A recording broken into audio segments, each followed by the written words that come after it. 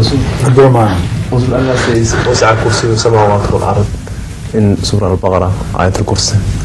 Could you kindly explain to us the meaning of Kursi in this verse? The meaning of word Kursi, وسع كرسي السماوات والأرض. Where are you sitting? Huh? On a chair. Where are you sitting?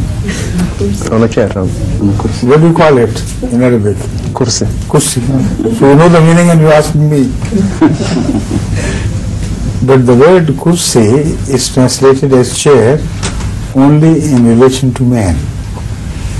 Because the occupation of something is directly related to who occupies it. The kursi is a sign of respect as well. It's not just a seat.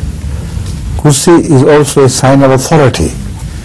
So all over the world, the word chair is meant to indicate authority. Chairperson, chairwoman, chairman, that sort of thing.